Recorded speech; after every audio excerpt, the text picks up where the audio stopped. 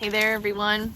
We're here doing the lessons of A Course in Miracles, and today we are doing lesson 130.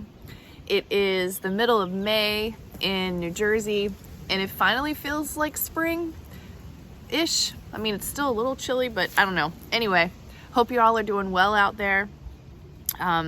These past few lessons have been really, really beautiful in their explanation of how to dive into our minds and see what we're actually seeing. And this one especially is a great one. As things are coming up for all of us, I'm sure, with the increased energies that we're feeling moving through this part of the solar system that we're all riding on the rock through. Today's lesson, 130, it is impossible to see two worlds.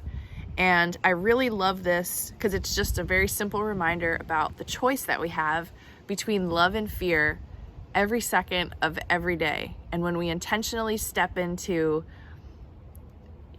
depression, sadness, anger, attack, defense, we're totally stepping away from love. And if there are feelings that need to be felt, that's okay. But when we are aware that we have a choice to move beyond that and we don't, I think that's where this lesson really helps kind of like just know where you're at and what you're doing to yourself. So listen up if you're feeling like crap. You might be choosing this.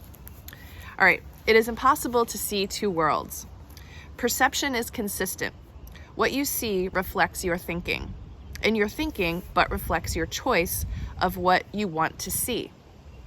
Your values are determiners of this. For what you value, you must want to see, believing what you see is really there. No one can see a world his mind has not accorded value, and no one can fail to look upon what he believes he wants. Yet who can really hate and love at once? Who can desire what he does not want to have reality? And who can choose to see a world of which he is afraid? Fear must make blind, for this its weapon is, that which you fear to see you cannot see. Love and perception thus go hand in hand, but fear obscures in darkness what is there. Yeah, that's a really good one too. Fear obscures in darkness what is there. So maybe you're saying like, well, Sherry, it isn't a choice. And I'm in a situation where I just don't see any other option.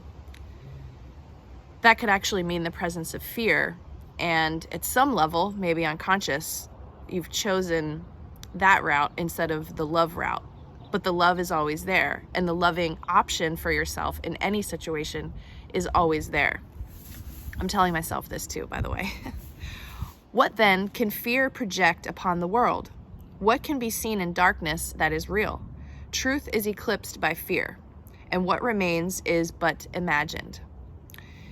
Yet, what can be real in blind imaginings of panic born? What would you want that this is shown to you? Would you wish to keep in such a dream? Fear has made everything you think you see. All separation, all distinctions, and the multitude of differences you believe make up the world. They are not there. Love's enemy has made them up. Yet love can have no enemy, and so they can have no cause, no being, and no consequence. They can be valued but remain unreal.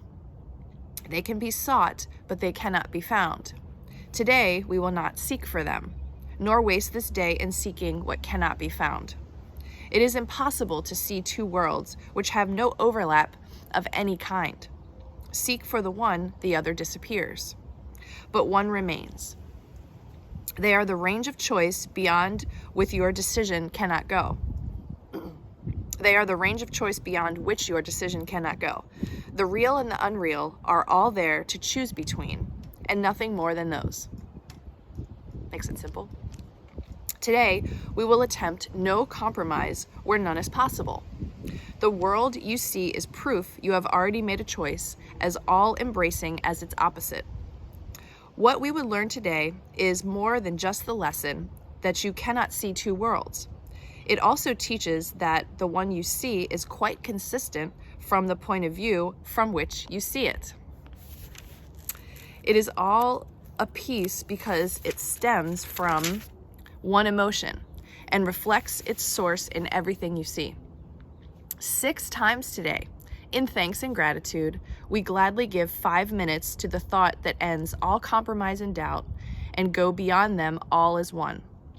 We will not make 1,000 meaningless distinctions, nor attempt to bring with us a little part of unreality as we devote our minds to finding only what is real.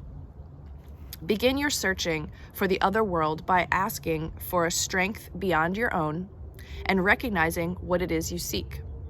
You do not want illusions, and you come to these 5 minutes emptying your hands of all the petty treasures of the world. You wait for God to help you as you say, "It is impossible to see two worlds. Let me accept the strength God offers me and see no value in this world, that I may find my freedom and deliverance." God will be there, for you have called upon the great unfailing power which will take this giant step with you in gratitude.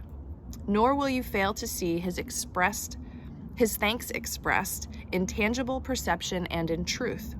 You will not doubt what you will look upon, for though it is perception, it is not the kind of seeing that your eyes alone have ever seen before.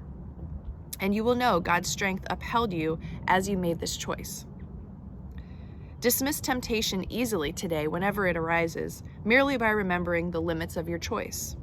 The unreal or the real, the false or true, is what you see and only what you see. Perception is consistent with your choice, and hell or heaven comes to you as one. Accept a little part of hell is real, and you have damned your eyes and cursed your sight, and what you will behold is hell indeed. Yet the release of heaven still remains that hell would show to you. Yet the release of heaven still remains within your range of choice to take the place of everything that hell would show to you. All you need say to any part of hell, whatever form it takes, is simply this: "It is impossible to see two worlds. I seek my freedom and deliverance, and this is not a part of what I want." Wow. We have so many choices, and sometimes we feel so trapped and so pulled into situations that seem like there's this inertia behind them, as if we have no control. And that's really scary. I mean, I definitely forget my lessons a lot when I'm in stressful situations. A little lemon honey water sip there. Yeah, like with my new boyfriend, my beloved, having difficulties with him. There's some conflict that's arisen, it happens. And it really feels like there is a complete distance from my course teachings in some moments. And that is pretty scary. And I feel pretty abandoned in those moments. But I also know, especially reading this lesson, that it's a choice. And that I have to develop some tools that I can bring myself back into love's presence and move forward without telling a story about what I think is going to happen or my greatest fear or whatever. So, let's see what a year of forgiveness has to say about lesson 130. It is impossible to see two worlds. You are blessed beings indeed. I am that one you know as Jesus. It is important for you to truly grasp the magnificent power of your mind. Your mind decides between love and fear every second of every day. If you suffer, then you have chosen fear. If you are happy, content, relaxed, and inspired, then you have chosen love. Even if you don't know how you're doing it. If you find yourself deep in suffering, then it is important for you, even if you don't know how you're doing it, to accept the possibility that you are very fearful and that you are mischoosing and miscreating throughout your day. That is why you feel anxious. That is why you feel angry. That is why you feel fearful. That is why you feel unloved or unfairly treated. Woo! These are all clues. These negative feelings are your guidance system. Remember, your guidance system is your umbilical cord to the mothership.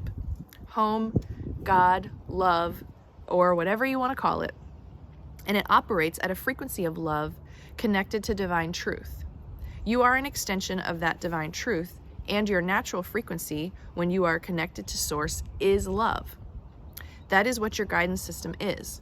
It's a loving beacon for you to know when you are in accord with your higher purpose, your truth, and to know when you are in alignment with God's will for you. You feel good. You feel content. You do not always feel exactly happy, but you feel as if you are on the right track. When you are off track, lost in the weeds, or taking a detour away from your purpose and God's will for you, you feel awful. That awful feeling can come in simply by having a hateful thought about yourself. I'm unsuccessful. If you have that thought, you immediately get feedback from your guidance system saying, no, that is incorrect. You get negative feedback and a negative emotional response. If you say to yourself, I'm doing really quite well, I'm not exactly where I'd like to be, but I'm heading in the right direction, then you feel relief. That feeling of relief is you heading towards your purpose. Now, relief is not the result of this work. You also find peace and joy and happiness. Relief means you have stepped up from the suffering you previously felt, even a moment before. That is what we want you to grasp. We want you to truly grasp that when you are in alignment with love, you are in spirit, and that means you are in the love realm. That is your purpose. God's will for you here, what you have come here to learn, and what you have come here to express. It can be anything. It doesn't have to be a big fancy career. It can be growing seedlings in your greenhouse. It can be reading a book to your child. It can be going to the gym and having a satisfying workout session. It can be cooking a beautiful meal. It can even be all those things at different points in the day, because that is what you're inspired to do. You listen to your guidance system and your inspiration. When you are in the fear realm, there is resistance. There is complaining. There is sickness. There is a lack of joy. There is resistance. There is stress. There is judgment. There is fear. There are tears of sadness. Now, we do not try to make you inhuman. We do not want you not to feel what you are feeling, but you must understand that if you are in a regular state of feeling off, then the decisions you make come from that fear thought system. The ego's thought system is a complete thought system. The Holy Spirit's thought system is a complete thought system. You sit right between those two, and you must decide. Are you going to step left into fear, or are you going to step right into love? These are very small decisions sometimes. Maybe you get off a bus a block early to get a little exercise. That's a loving thing to do for your body. If you feel you need to get a little movement because you're feeling stiff, hopping off the bus a block early to walk in the morning light is a loving act for yourself. You are saying, my body hasn't moved enough. I'm going to support it. These tiny decisions throughout the day build on each other. As you see the importance of these thousands of tiny decisions, you realize how you can change the trajectory of your life one choice at a time by choosing love over fear. That is what a miracle is.